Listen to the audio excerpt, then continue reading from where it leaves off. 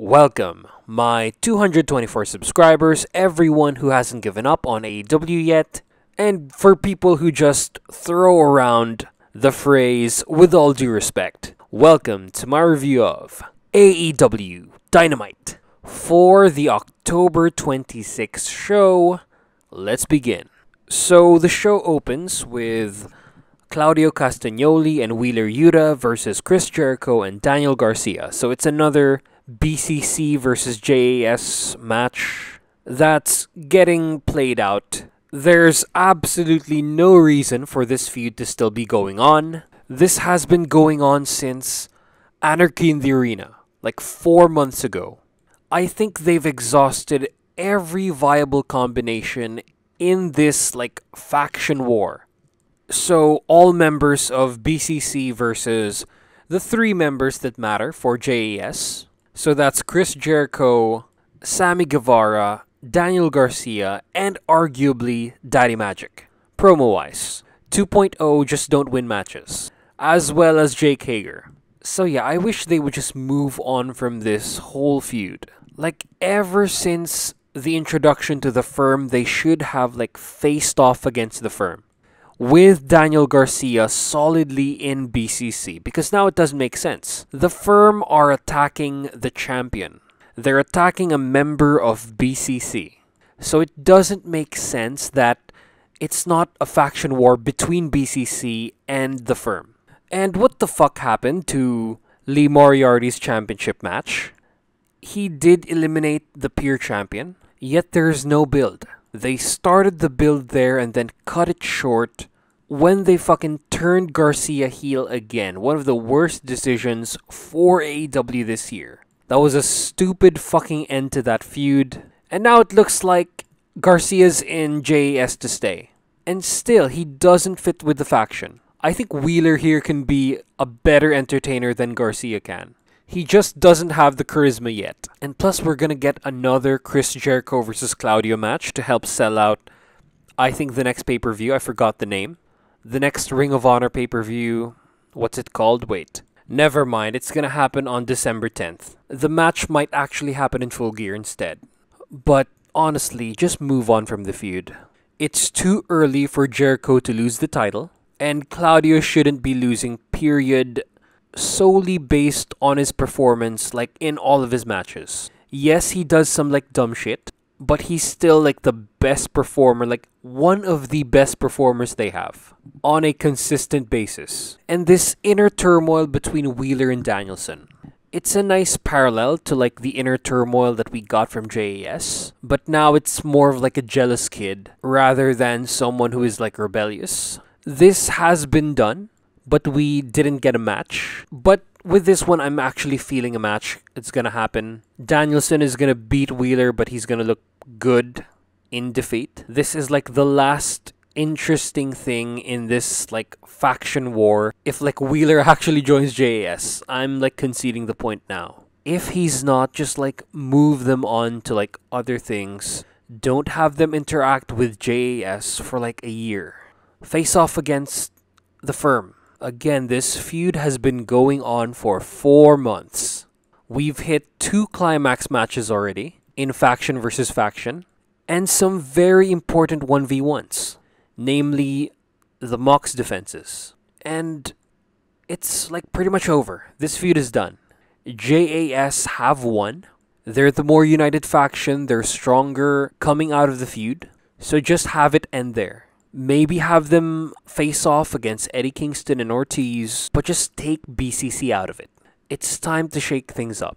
But as for the match itself, it was really fun despite this lack of effort, autopilot booking of the feud. The match was really good because it highlights Claudio, who I assume is the new #1 contender since he actually pins Jericho clean. He plays the role of the whipping boy in the match. Surprisingly, Wheeler gets the hot tag, but it's Claudio who actually does most of the work and does all of the cool shit. Claudio carried his team, as well as Jericho, in kayfabe. But there's just some spots that I think make Claudio look dumb. He did it with the way he lost the title. he forgets to like land while running to cause the Aubrey Edwards distraction. And here, Hager like pulls on his leg, but then Claudio jumps to the apron, setting him up for the dropkick. I mean, this really looked cool. It's Jericho's apron dropkick, but it doesn't make Claudio look very good. And he's not even portrayed as a hothead. If this was someone else who's like portrayed that way, it would be fine, but Claudio's been pretty cool so far. So no reason for him to like get set up in a move like this, even if it does look cool. I'm saying Claudio's not the guy who would jump at an enemy manager. The dude is like focused. There's also this like flying European uppercut that he does, but it looks like a normal European uppercut because he lands on his feet and then he hits it. And it takes like a couple of seconds, like maybe one, where it shouldn't. It should be a flying European uppercut that like hits right away. But dude lands on his feet and then hits like a normal European uppercut. Just watch this move. It's a pointless diving move. It doesn't work as one, is what I'm saying.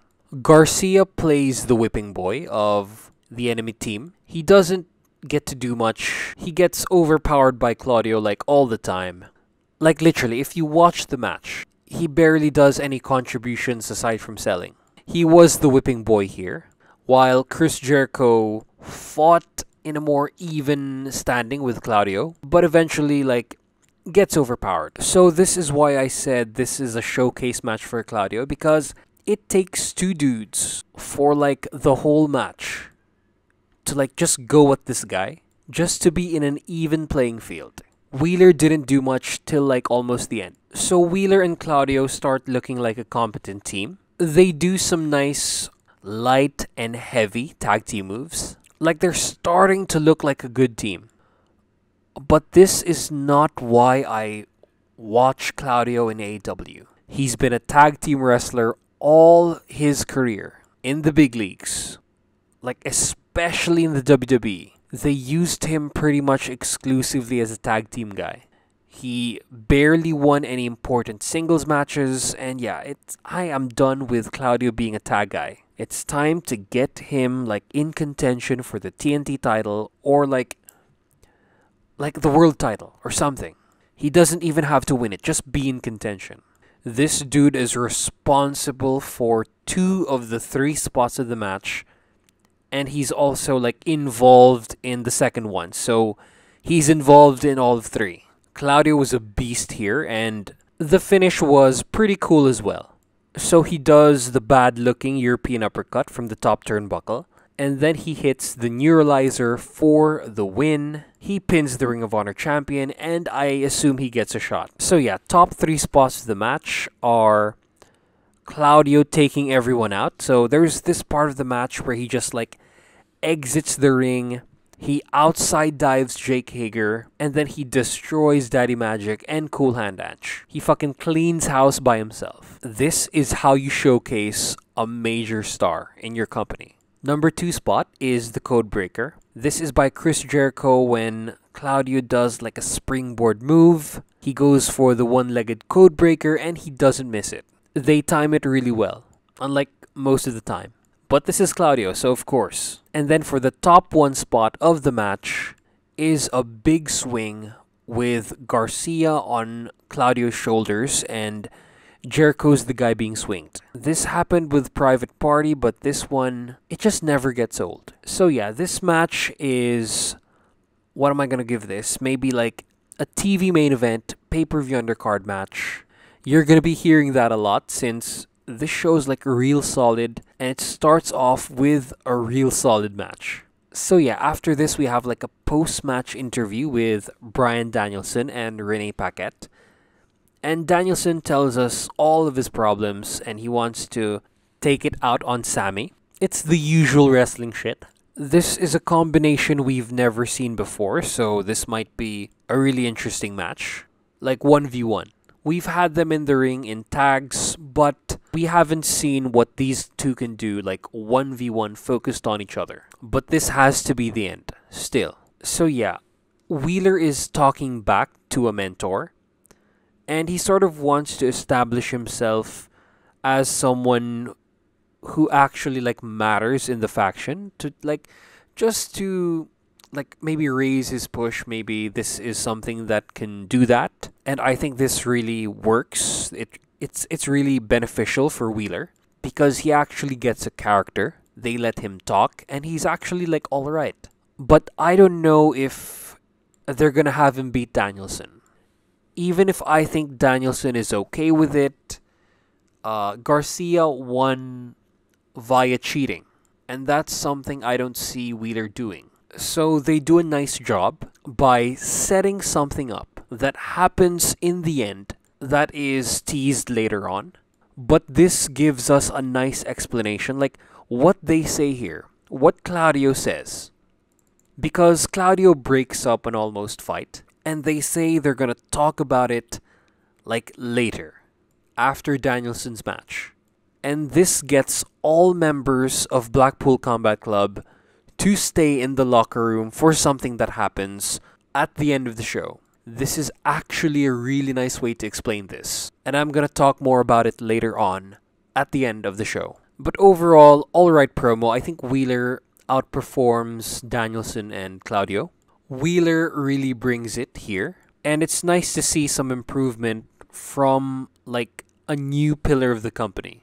So after this is a video package that everyone is talking about since it features the Elite as well as the word Elite being Thanos snapped out of a bunch of pictures. This doesn't really tell us much. It's being talked about as something really big. Maybe it's hinting at a storyline, but I think this is just like some overindulgent way to re-debut the Bucks and Kenny, to have them return. Because what they say here is very, like, I mean, it's like pre-recorded from previous promos, but the words they pick give off this sense of like self-importance when it comes to the foundation of the company. It's like there's no All Elite Wrestling without the Elite. That's the vibes that I get from this.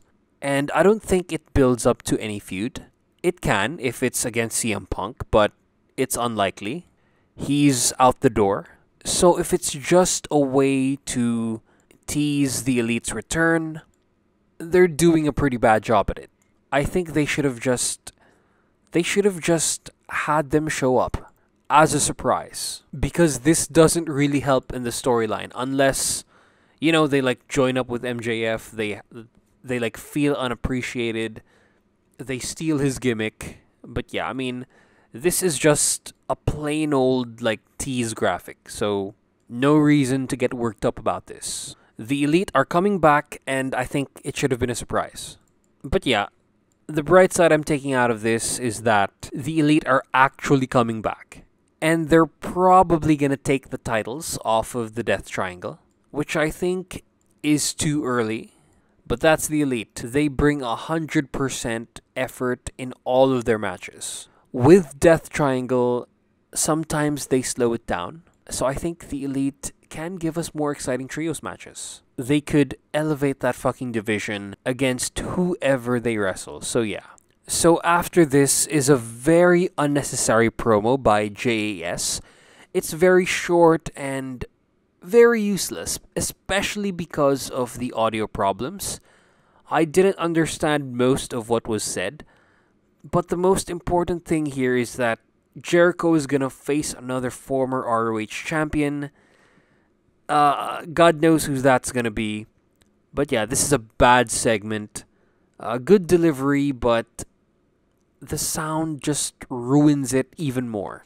We have Daniel Garcia and Sammy Guevara cut promos, but that's when like the sound problems were the worst. But like I said, I've had enough of this feud, and enough time has been spent on these factions. We even have a match later. So yeah. So maybe like more than 30 minutes, about 40, 45 is spent on BCC and JAS, and it's fucking annoying. Just stop it.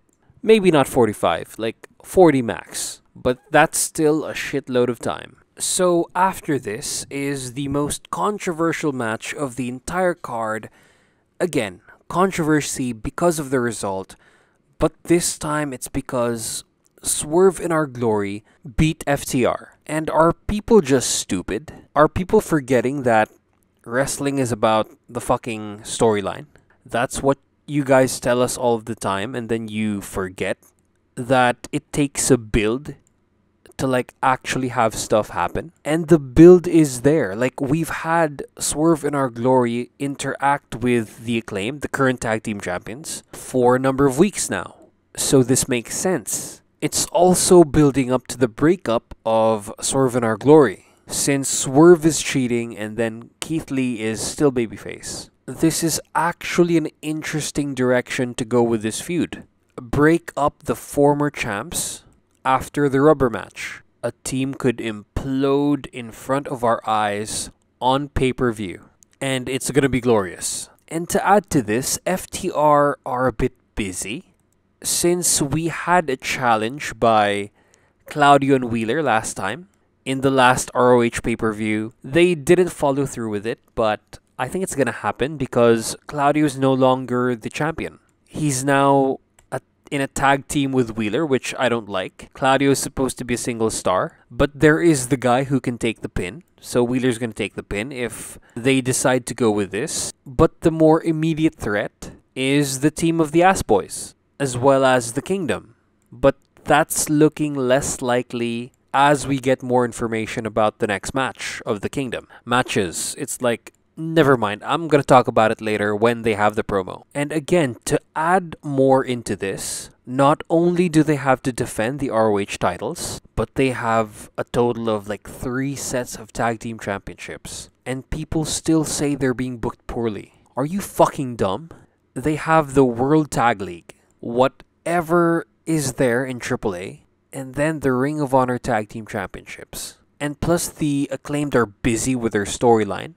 And do you really want to have the Acclaimed or FTR lose right now? Especially with the Acclaimed being red hot? Because I think the money-making storyline here is that the Acclaimed lose the titles at like the pay-per-view or something. Or after the pay-per-view, whatever. Or, you know what? What's better is on the next pay-per-view or at Winter's Coming. But at some point after they hold the titles for like 2 months, despite how over they are, they lose the titles to FTR. And then the Acclaimed have to climb their way back. They have to beat the Young Bucks to get to FTR. Or have the Young Bucks beat FTR, have like another threat, have a TLC.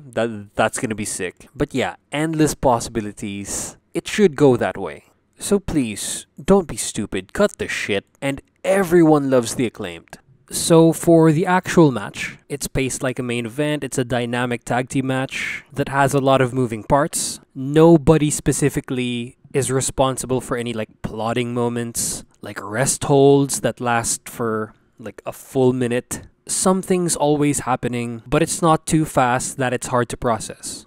It goes about the same speed, I think, as the match they had with the Acclaimed, but it's a lot more compact. The story of the match is that FTR can handle Swerve, but with Keith, they can never 1v1 him. I don't think they've wrestled anyone in AEW who's like as big as Keith Lee. Last people who were this size that they wrestled, I think, was Authors of Pain. But that wasn't like a conventional tag team match. It was 3-way, DIY, Authors of Pain, Revival. So this is a new dynamic for them. Keith Lee is visibly larger than like each one of them. And in some camera shots, it's like they both make up a Keith Lee. But the point is, the dynamic is that they can't 1v1 him. They play off of his weight very well. Because like from the start, it's set up, they actually have like a Chekhov's moment. When they go for the big rig, but they're unable to, and then they eventually hit it near the end. So we get the usual Keith Lee cruiserweight spots. He leapfrogs over both of them, follows it up with like a double crossbody. He's like a different beast all in all. They also build it up as a challenge just to like hurt him, to like get him on his back. And as for Swerve, he ends up being the whipping boy here. He takes a lot of damage, especially these like combination tag team moves that remind me of how John Silver and Alex Reynolds do their stuff. It's like a rapid succession of moves, a rapid succession of like 1v1 moves, and they just ping pong Swerve. I think both teams performed equally well, and it just makes me sad to think that Swerve and Our Glory's time in the tag team division is almost up. They're probably gonna get broken up, converted into singles acts. They're gonna have like a 1v1 feud, I think, with Swerve coming out on top somehow. And that could open up Keith for the TNT title. And that would mean Swerve would go for the world title, but who knows? But I think they're gonna break up. All the signs are there. They're having disagreements about their methods. Keith Lee has pride. Swerve doesn't give a shit. He just wants to win. So yeah, there's differing philosophies. They're doing this shit again, but I think for good.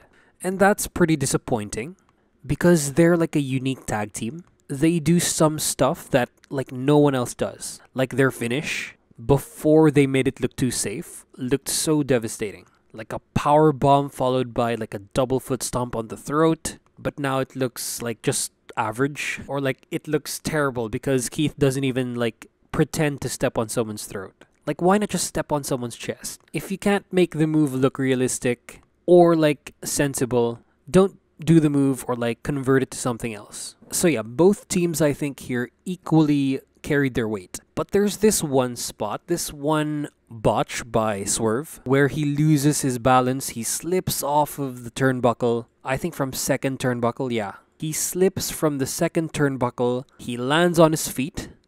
They have like a loading moment. They stare at each other. It takes about like 2 seconds for them to improvise on something with the dude who lost his balance, or like the dude who botched getting the upper hand in the first place. And this looked so janky because a simple like remedy to this would have been just like having Dax take control. Like just convert it to like a DDT or like a rest hold, maybe preferably rest hold so you can like make an audible. But here it's a pretty generic crossbody and then pin counter.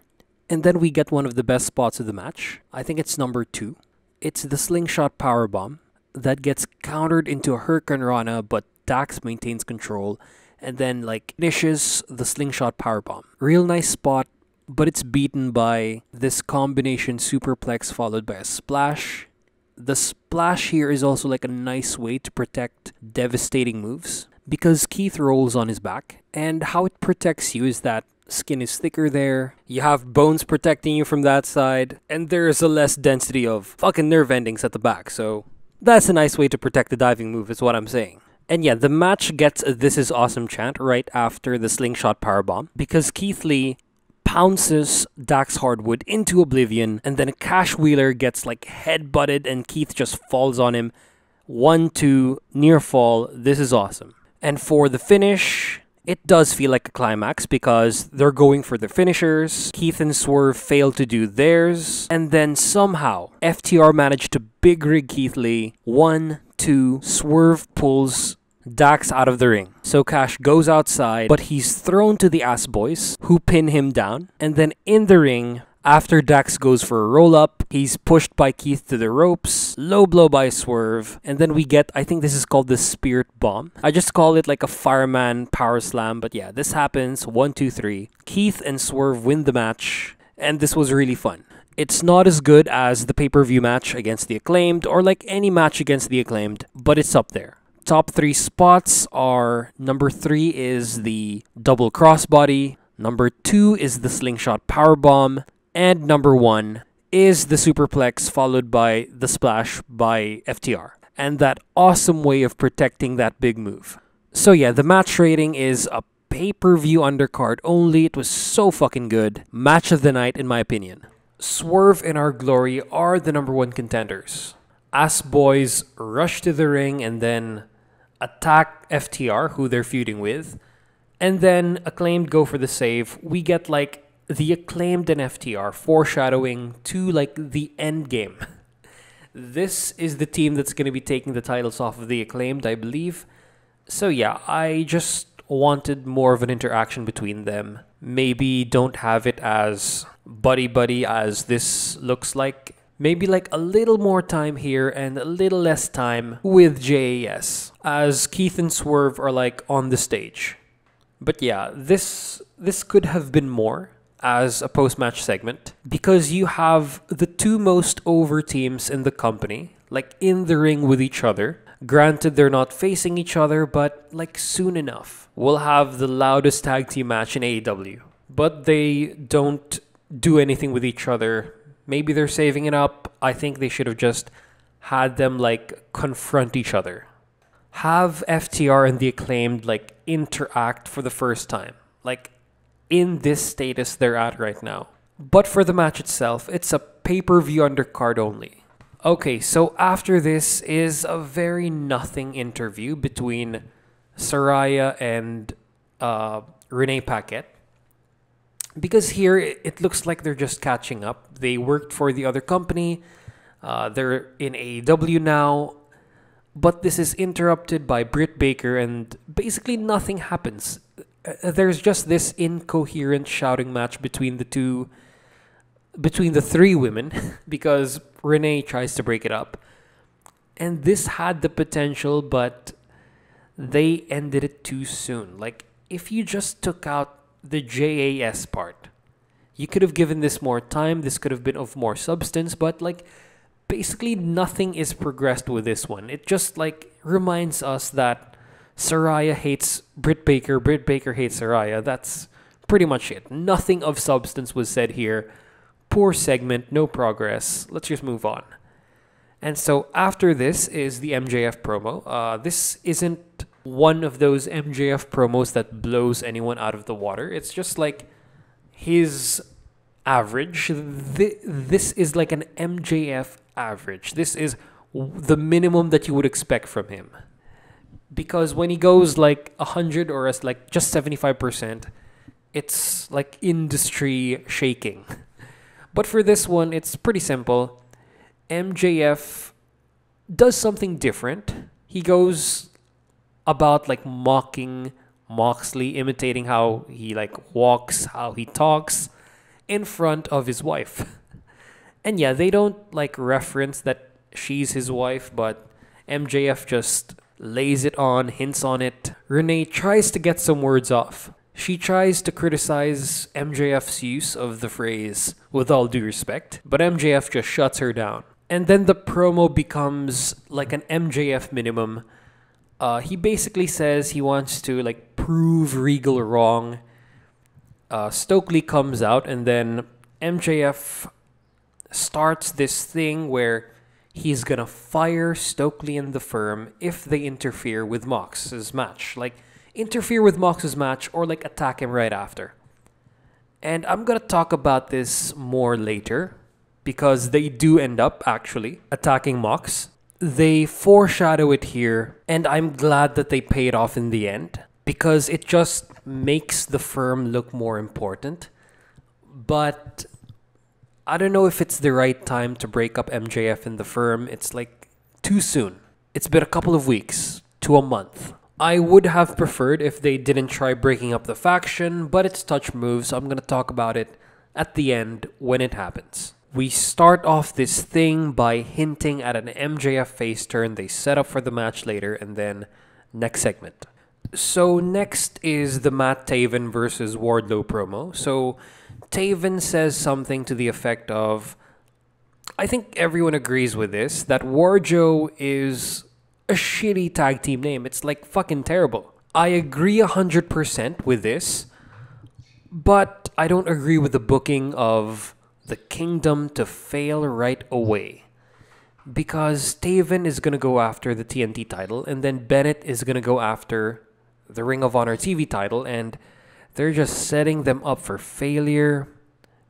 These guys are a surplus to the roster. You didn't need them.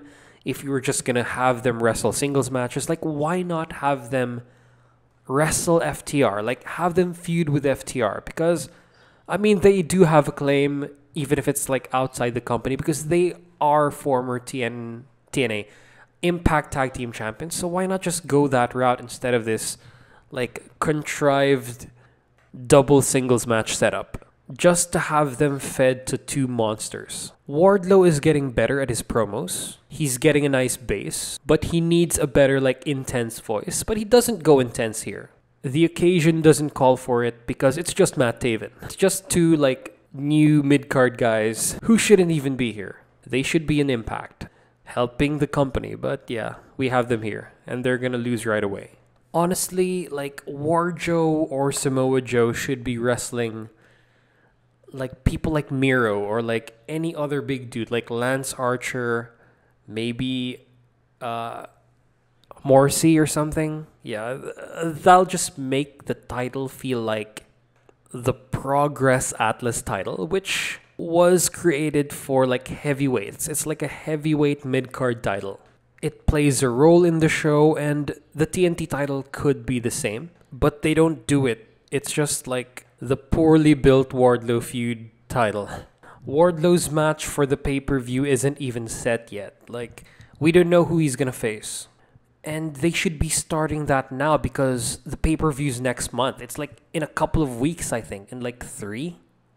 Yeah, November 19th. 2 more Dynamites. Wait, correction, 3 more Dynamites. But I think it's already getting a bit late. So after he beats the shit out of Matt Taven, and then what? Who's the next big challenger? Like, they have to introduce it next week right away. Just to have Wardlow defend it at the pay-per-view. And Joe as well. They're still coasting with Wardlow, but to a lesser extent now. It's just not as important as it should be. So after this is Sammy Guevara versus Bryan Danielson.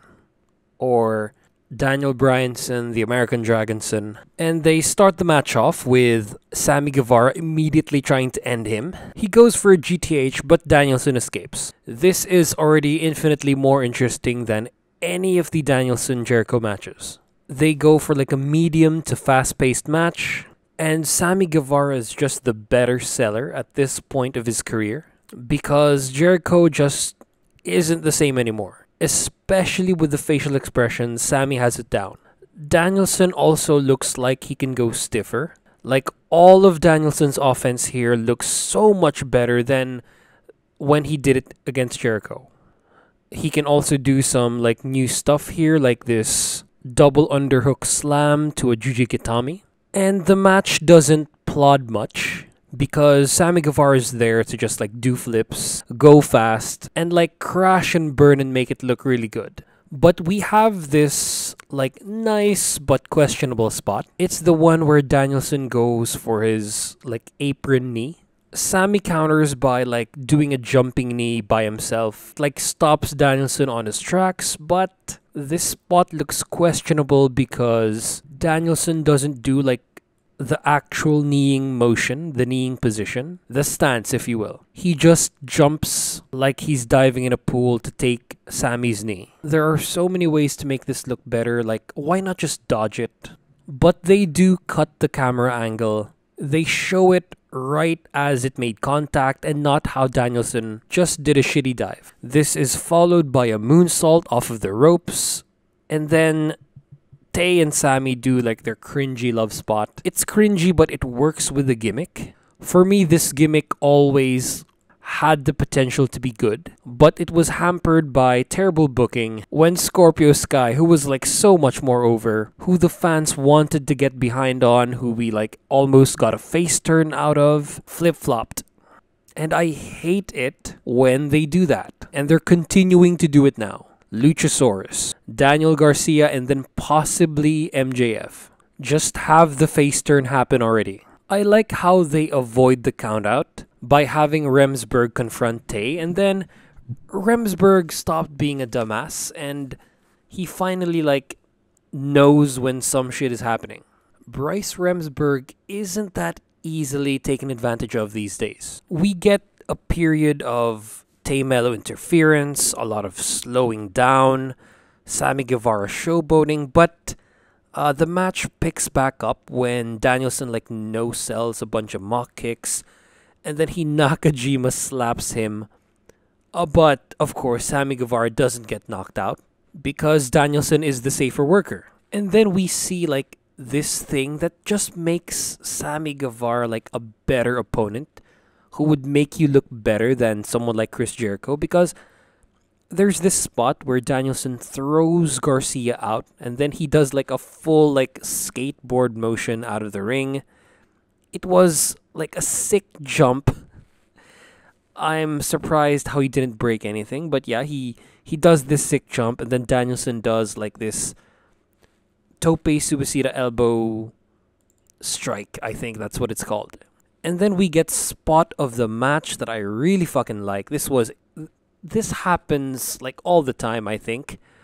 But here it starts from an avalanche backdrop. Sammy flips out of this. He does a weak ass looking falling slam on Danielson. And then Guevara goes for the you can't escape moonsaults. But Danielson managed to roll away twice, so Sammy has to do the moonsault twice. It's like how Will Ospreay does it. I think I've seen this done before, and just as good as well. So yeah, 2 moonsaults. Danielson rolls out of them both. He rolls back towards the turnbuckle, so Guevara goes for like a shooting star press, but it doesn't hit. He gets caught in a label lock, and that's why this is the number 1 spot in the match. It's a series of counters, but this time to diving moves. This deserved a "This is awesome" chant, but I think the crowd is, I don't know, like Sammy has done himself so poorly. Like he's handled his like whole situation so poorly that the hardcore crowd, like even the casual crowd, knows that he's a dick backstage. He started shit with someone they like more than him, and now they like don't react to any of his stuff. Even the Avalanche Spanish Fly. The crowd were actively trying to not cheer for Sammy. So yeah, finish is like a Busaiku knee. This takes Sammy out, but true to his word, Danielson wants to take out all of his frustrations on Sammy, so he goes for stomps, a triangle choke, some Blackpool Combat Club elbows during the choke itself, leading to a stoppage and a Danielson win. So this match is TV main event, pay-per-view undercard. If Sammy wasn't so hated right now, if the crowd aren't actively trying to like not cheer for him, this would have been like a better reacted to match. It would have been louder. It would have elevated the match's score, but no, it's not. I mean, but it was really good. If you like listen to crowd reactions to another match with like everything that happened here, this would be like maybe still a TV main event pay-per-view undercard, but higher. Yeah, if that makes any sense. But yeah, top 3 spots of the match. Number 3 is the double underhook Jujikatami. Number 2 is the finish. And then number 3 is the flips galore thing that I described earlier. So after this is the Rey Fenix promo. So he says like uncomplicated stuff. His English is a bit limited, I think. He hypes up Penta for the match later. And then they end up talking about double champions. And Alex Abrantes really does a good job like being a manager, because he does a good job at helping Fenix communicate. It's not shown yet if he has like the speaking chops, the charisma for this, but like as like a normal talker, he's like pretty good. And then he added like something to the effect of "sorry Renee" when he declares that Penta's gonna win. But yeah, they talk about double champions, and then Christian and Luchasaurus show up, and then Christian big times Abrantes, and they declare for the All Atlantic Championship. Orange Cassidy shows up. He accepts the challenge in the most orange way possible. So the All Atlantic Championship. You know what? Pac being champ, Pac taking this like to various promotions didn't help with the status of the belt. We barely got to see it on TV, and Pac's title defenses like were alright. They weren't the best, but yeah, his best match was against Orange, and the title got elevated in the indies, but not in AEW TV. It's still like the lower mid-card championship, or like just a mid-card championship, because you can't have Wardlow losing the TNT title. But this just feels like a never open weight championship, unless they start having bangers, which Orange Cassidy is like capable of. But this is also the title that they can just hot potato. It won't hurt Orange, and among everyone who's like set up in the 3-way, I think anyone can win this and make the title look good. Fenix probably is the best choice, but he's already a champion and they should stop with the double champion since they recently had one who was in the team of the guy who's challenging right now. As for Luchasaurus, this might elevate the feud against Jungle Boy, but the pay-per-view's almost there. It's 3 weeks away, and I don't feel like it would help Luchasaurus if he loses the title after 3 weeks, just a short title reign. He would make it look legit because of his size, just like every big dude.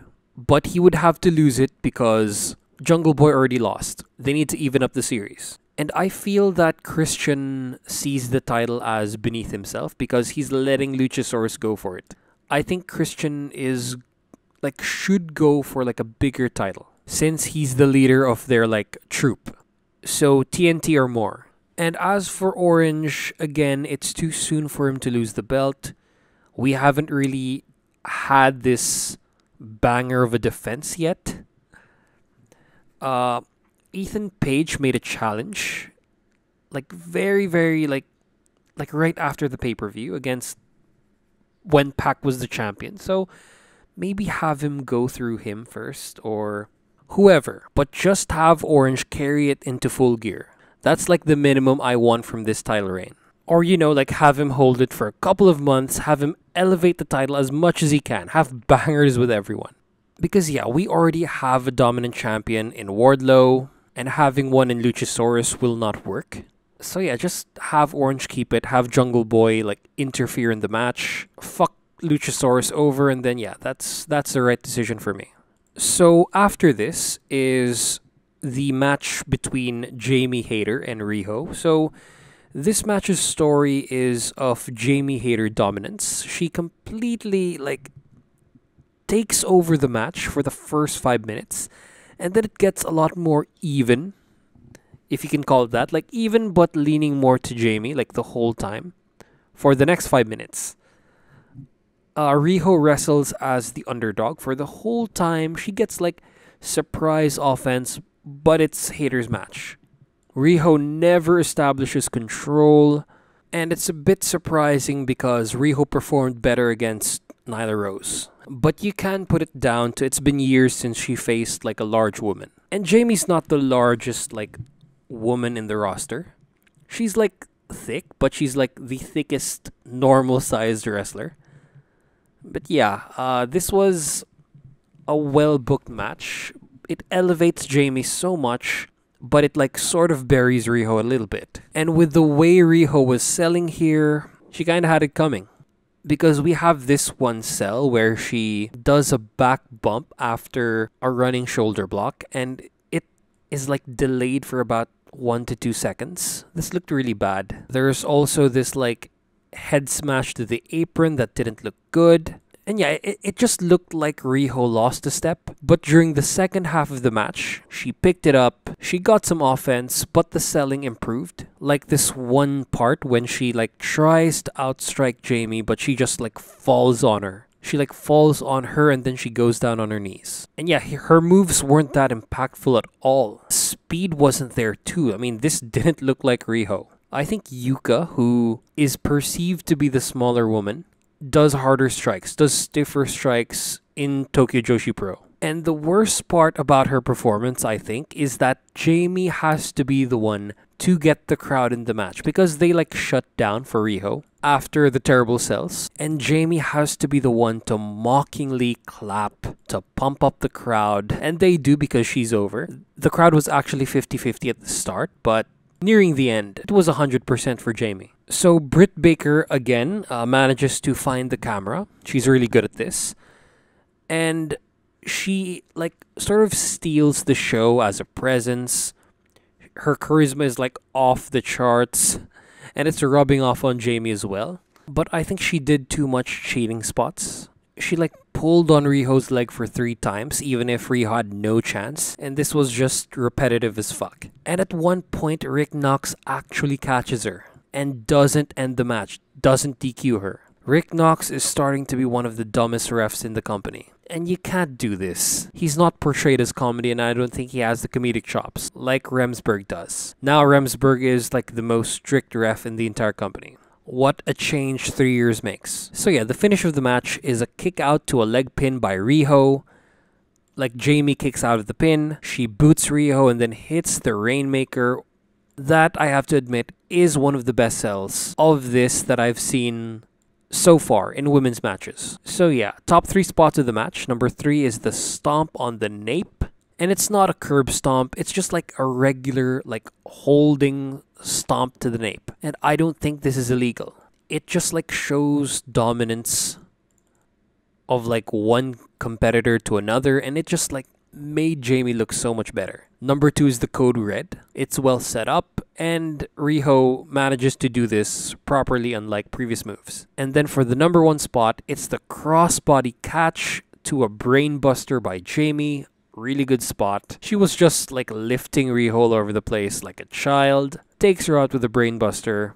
And yeah, another good sell, but I don't think you can sell this poorly. So yeah, this is like a TV main event match, but on the low side. And after, Toni Storm shows up, poses with the belt, and issues like, I think, a challenge to Jamie. So yeah, it's time for her to drop the belt. It's Jamie Hayter's time, come on.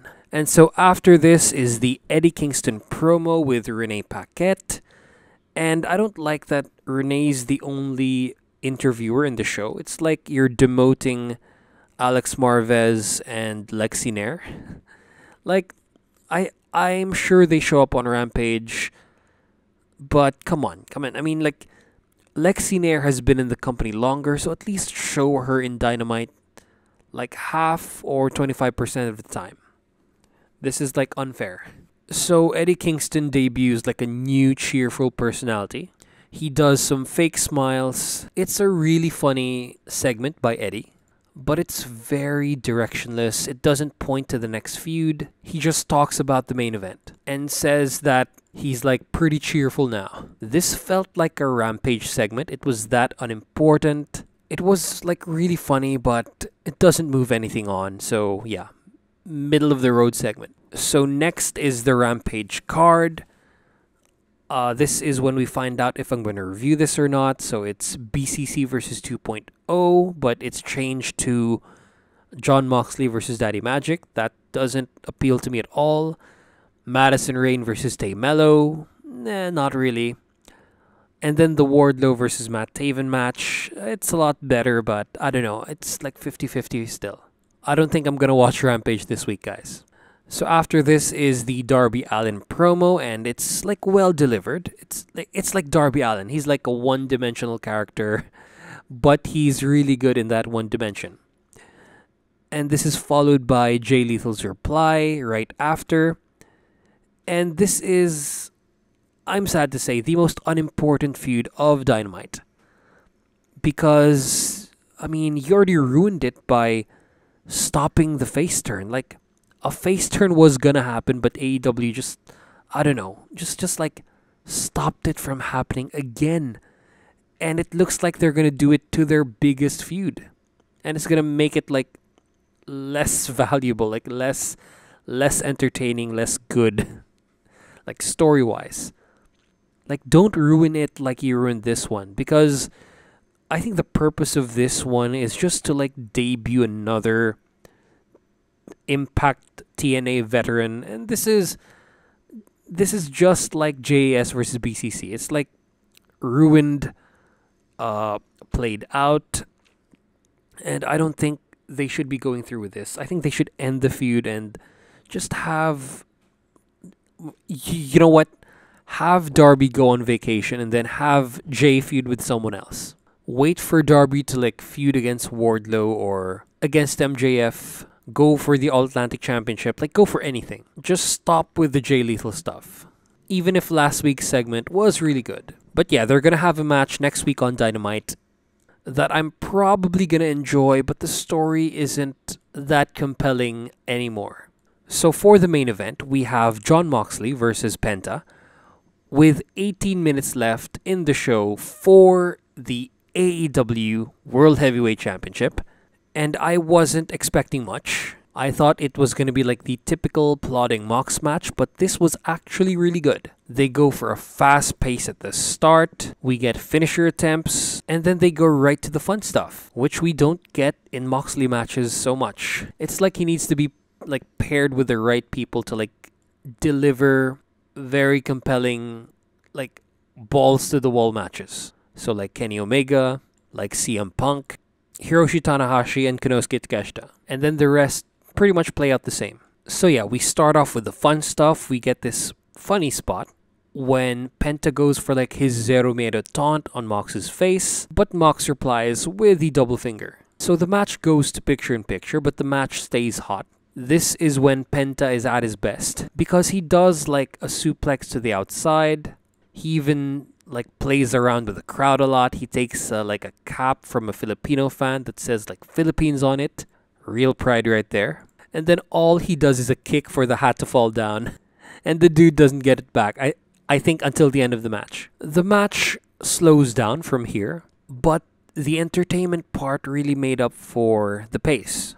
It's like Penta had his eyes off of the ball the entire time. He was just playing with Mox. He did his glove thing, the slaps. He like danced around a little, but then we have a you get what you fucking deserve moment when during the second slap, Mox dodges and then Penta hits the fucking post with his hand, and then this starts Moxley working on said hand. But it doesn't play out till the end, and Penta like doesn't sell this consistently. So Penta regains control. He actually dominates the first 5 minutes, but this is broken up by a belly to belly to the turnbuckle, and then the match gets more even. We get a nice pile driver by Mox where Penta is spiked on his head and then he stays in that position. And then I like this subtle thing where Mox goes for a bulldog choke and then Penta undoes his mask just a little in order to slip through. Smart wrestling, and it's nice to see that Penta is just not losing his mask left and right. And then there's this spot, the arm breaker. It's a bit oversold, I think. It's a bit overhyped.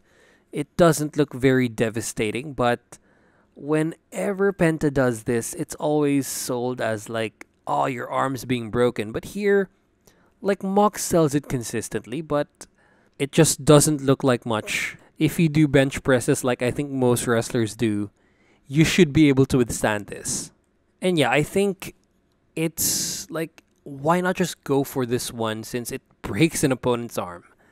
Yeah, like, it's unrealistic to have like one move be able to break an extremity unless it looks devastating, unless it's like a submission. But if it's like this, if it looks like just a setup move, yeah, no way. And then we get a pretty devastating spot. It's the top spot of the match, or number 2. Yeah, more number 2. If it went another way, it would have been top spot because it's the one where Mox is on the steps, Penta is on the apron, and then if they went through with the Canadian Destroyer, and it looks like this one is going to be on the floor, or like on the descending part of the stairs, it would have been like automatic number 1 spot of the week, of the month, or something. But instead it turns into like a struggle for like Penta to do a pile driver, then Mox counters with a DDT to the steps. It's not the spot I wanted, but it's alright. And so as we get closer to the end, we get a very well set up double foot stomp on an opponent.